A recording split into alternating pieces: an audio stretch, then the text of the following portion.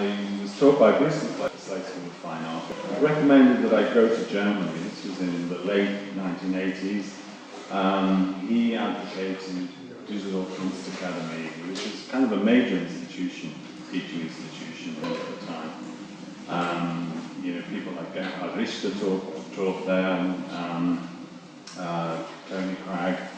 And I got a DAAD scholarship to study there. And I stayed there 4 years and learned, I think, well, it was a very different situation to Britain when I left it, in that they had this expression in Germany that they called the harvest, that if you did an art education, you would make a living at art afterwards.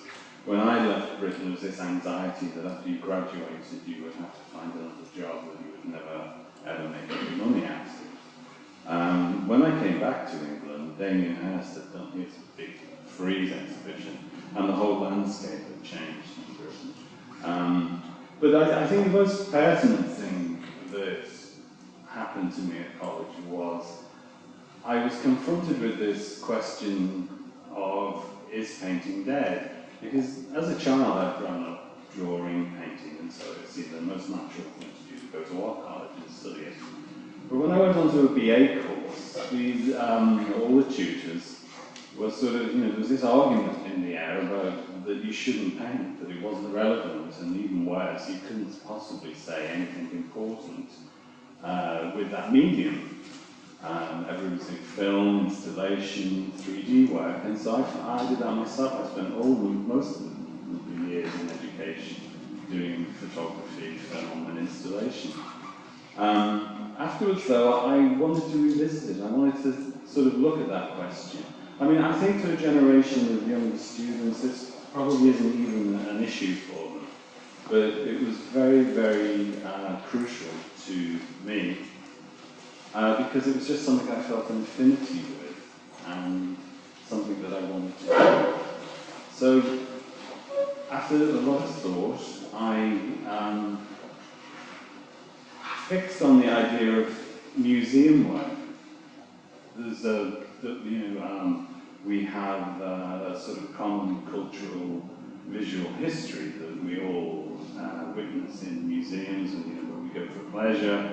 And in some sense, the debates about these works are completed. So they're not really volatile. We just accept them as things of beauty.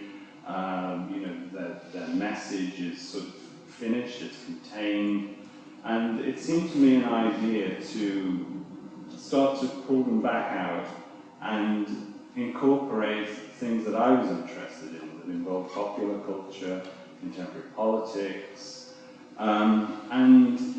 but make them as real paintings, not sort of Photoshop, not do them as, sort of make a print and then just collage something into it, to make them with the same process, so that you began with a thin background and you built them up, and these things evolve, they're highly edited, images go in, images come out.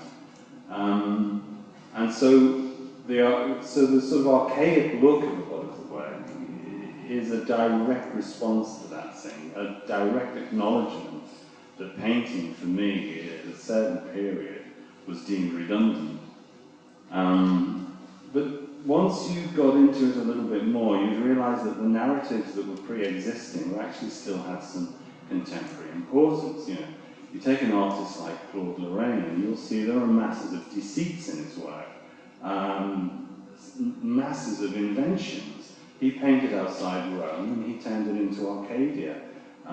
It was peopled by biblical figures, Greek gods, but in truth, the Campagna outside Rome was a Moscow-ridden, bandit-infested swamp. But he turned it into a place of incredible beauty, which seemed to chime with me of the whole artifice and the whole cultural construct thing that was, I think, quite relevant to what everybody was doing. How do you feel that the latest work, moved from the original ideas? It's become much more complex, much more multi-layered. Originally, it seemed enough to take a 16th century landscape and maybe make a very small intervention. And I think that was the concept then, that you can't suppress your own imagination, your own desire to, you know, sort of put in a lot of different things that you're interested in, you know. And it's in this way that I want meanings to emerge, really. It's sort of quite intuitive, it's done poetically, it's done lyrically, and it's really with combining things, the themes emerge and other narratives emerge. So now they are almost overloaded, I think, and that's self-consciously overloaded, that I want it to be very complex narratives driven. And that's where they are right now. I think my three main areas of interest are classicism, romanticism, and modernism. You know, classicism, I think, I felt was somehow defined by the French Revolution and Poussin, and that's why the building, it's a sort of mausoleum, it's marked with terror, but it's shown in film. It's shown a contemporary film from 2012 called Faith. I don't want to close down meaning, I just want to open it up. So they're very open structures, they're non-reductive, and I think they're starting points for thinking, really. I see them as that. So it seemed to me to have a meta-narrative because it was his depiction of Europa as the personification of Zeus, that to have Goethe and the tree, and when you think about the history of Europe, it seemed particularly poignant to me. It's deeply coded within it, but that was its origin, and that's often how the paintings begin, is that you look at the pre-existing narratives and you think, how can you work within them? If you sort of take out, if you imagine that the scene is real and the characters have disappeared, long disappeared, but the scene remains, what might happen in it? I didn't want to get into a thing about masterly painting. You know, a lot of artists who used painting as practice, say in the 1780s by Lucian Freud, where the everyday practice of painting was something about excellence and improving. For me, it was a tool. It was, because of the background I described about the debates in art schools at the time, for me it was a very cold tool to use. And then a few years down the line, you find that you do get drawn into this thing, that you actually do want to do it better.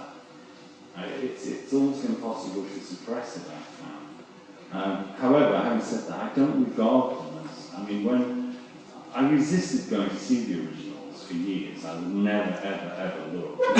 Like most people, I get my information from books. You know, I didn't do the museums.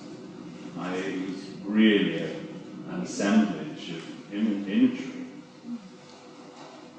Oh yeah, I mean, some of these have been on the wall for 2 years. You know, they evolve very, very slowly. Lots of groups of paintings all going together. Yeah, they do completely evolve. I don't know if it's a bit pretentious to say, but I regard them a little bit like books. You know, they're sort of constructed like that. And I'd like them to be read, you know, in a way.